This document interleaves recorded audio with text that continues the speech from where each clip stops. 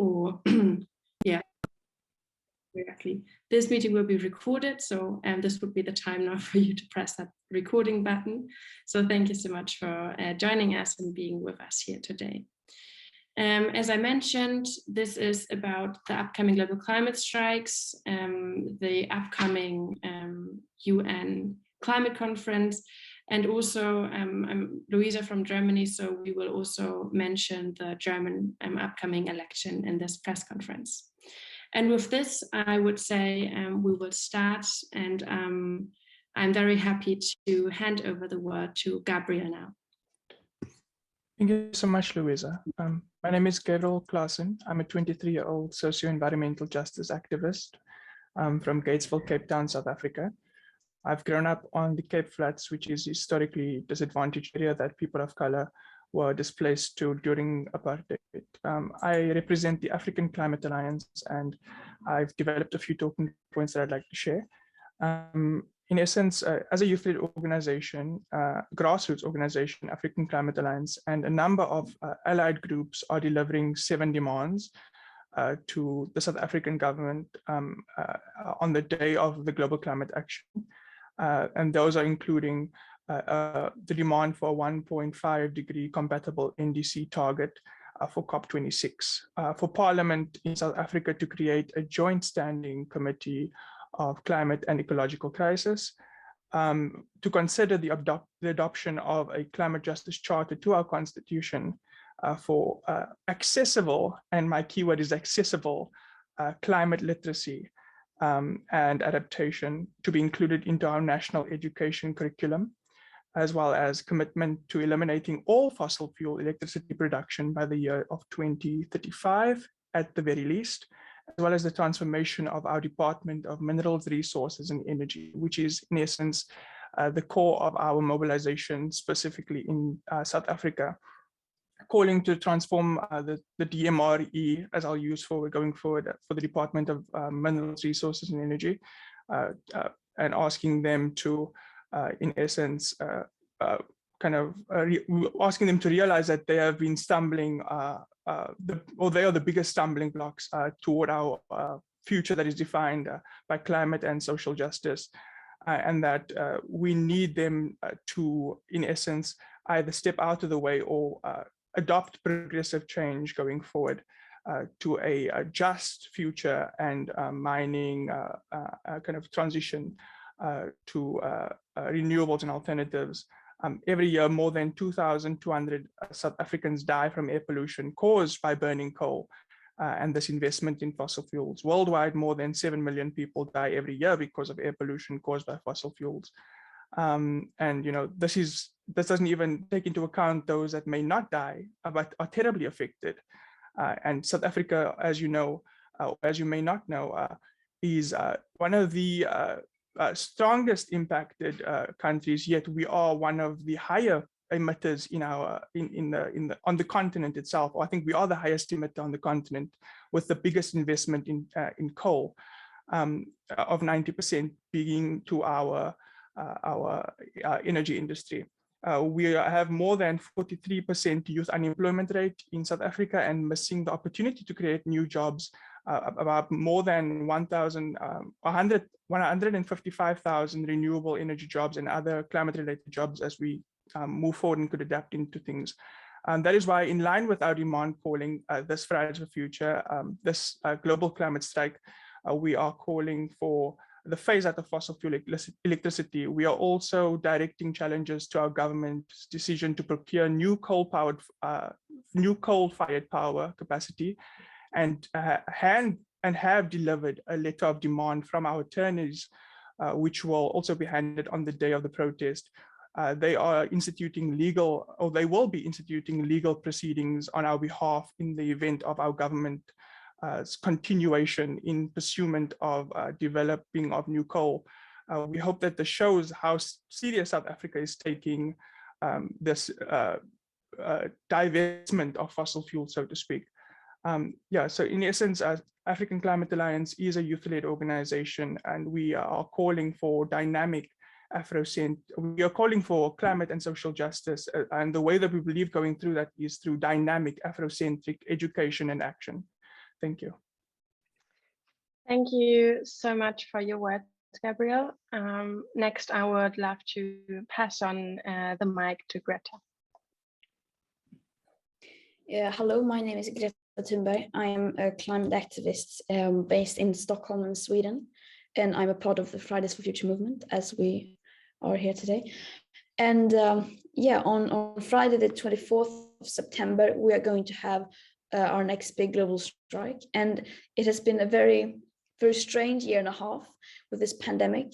But of course, the climate crisis has not disappeared. It's the opposite. It's even more urgent now than it was before. And we will go back on the streets now. Of course, it will look different. In some countries, we will be more people. In some countries like Sweden, we will have smaller symbolic actions, but we will still be back on the streets to show that we have not disappeared and we are still demanding climate action and climate justice. And for this strike, our hashtag is Uproot the System, which symbolizes the fact that this climate crisis is not a solitary crisis. It does not exist in a vacuum.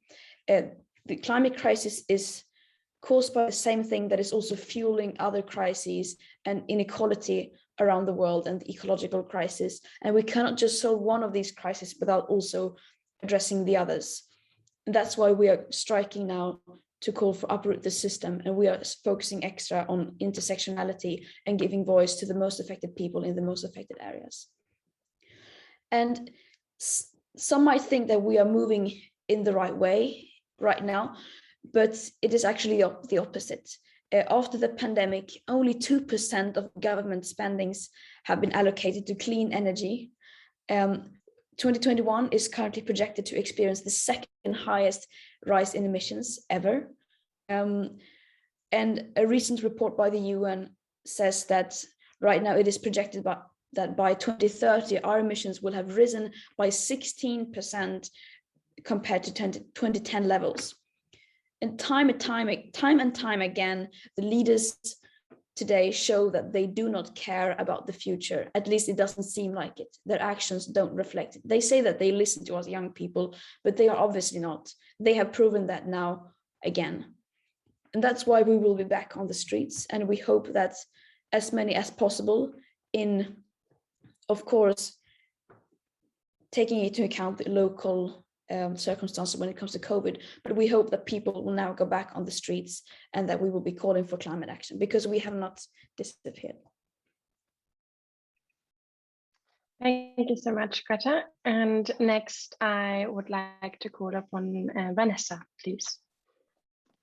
Thank you so much. Hi, everyone. My name is Vanessa Nakate, and I'm a climate justice activist from Kampala in Uganda, a country that has one of the fastest changing climates in the world. And historically, we've seen that the entire continent of Africa is responsible for only 3% of global emissions. And yet Africans are already suffering some of the most brutal impacts fueled by the climate crisis. We've seen many Africans lose their lives and countless more have lost their homes, their farms, and their businesses. The droughts, the floods, and the disasters in general, they have left nothing behind for the people, nothing except for pain, agony, suffering, starvation, and death. So this is why we will be striking on the 24th of September to demand for climate justice. We've been speaking up in this period. We've been doing everything we can to remind the leaders and demand for what rightfully belongs to us. But it's also important to note that this Friday, we rise up again for the people and for the planet, because the climate crisis wasn't put to rest. The climate crisis continued even during the pandemic. Even right now, we've seen many disasters unfold across the world. We've seen communities that are least responsible for the climate crisis, people in Madagascar suffering with extreme famine. We've seen many countries suffer with extreme floods in this period because of the climate crisis. So this is why we will rise up and speak up and demand for what rightfully belongs to us. And for the coming COP26, we expect that leaders are going to give talks, speeches, and sweet nothings. But what we really want is that if leaders are talking about halving emissions, it should not include continuous destruction of the environment. Talking about net zero doesn't mean opening up new coal power plants or constructing new oil pipelines like the East Africa crude oil pipeline that is going to be constructed from Uganda to Tanzania. So I'm really looking forward to the climate strike with fellow climate activists with the Fridays for Future movement, because we are ready to uproot the system. Thank you a lot, Vanessa. I would just kindly would like to remind you to mute yourselves when you're not speaking. And with that, I would love to pass on the word to Dohyeon. Thanks, Luisa. My name is Dohyeon Kim. I am 17 years old and I represent Youth for Climate Action Korea today. This year, Korea became the 14th country in the world to legislate a carbon neutral target. Our president also launched a presidential committee on carbon neutrality where government officials and members from the private sector to collaborate to come up with a net zero plan. And on the surface, it seems like South Korean government is working hard to tackle climate change ahead of COP. But I tell you that these efforts are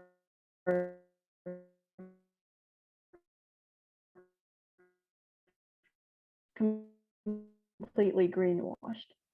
In reality, in their industries, the government's net zero plan relies on technologies that doesn't even exist today at scale. But in the process, those who are on the front lines of climate change have been left underrepresented.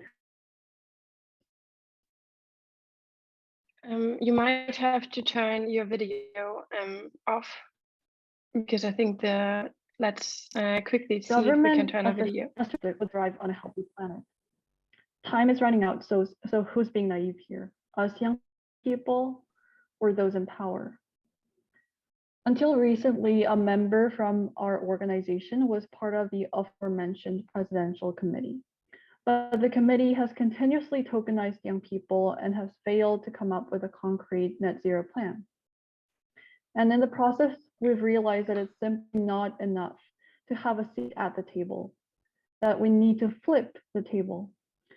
So we have now officially withdrawn from the committee, and instead, we're aiming to build an alternative system that is both inclusive and democratic.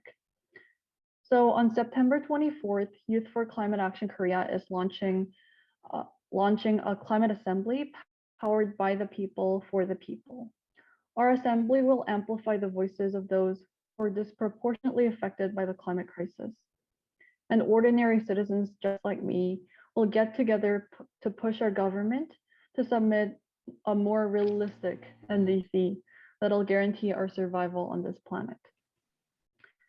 Right now, politicians of Korea are talking about cutting emissions by 35% by 2030.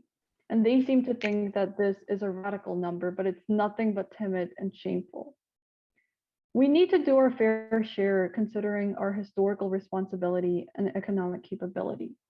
And that means that we must cut emissions at least 70% by 2030.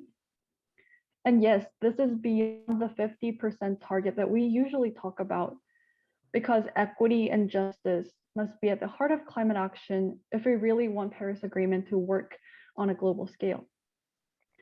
And now is an extremely important moment. We have less than 2 months to go until COP26 election next March.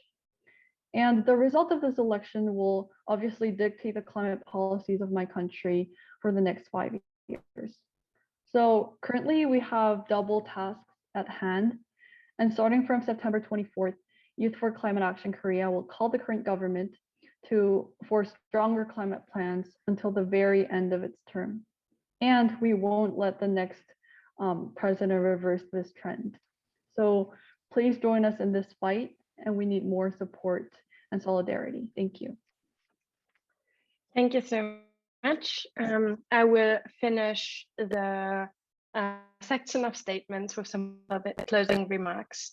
My name is Luisa Neubauer. I'm a climate justice activist from Germany, based in Berlin. And in Germany, as well as in, as you heard, many other parts of the world, we are rising again for the 8th global climate strike. Across Germany, we have more than 400 climate strikes being planned. And this is for us a very special climate strike, given that the election, the general election, is just happening 2 days later. And as we heard before, as outlined before, we strike in solidarity with everyone, and especially with the most affected in the most affected places across the globe.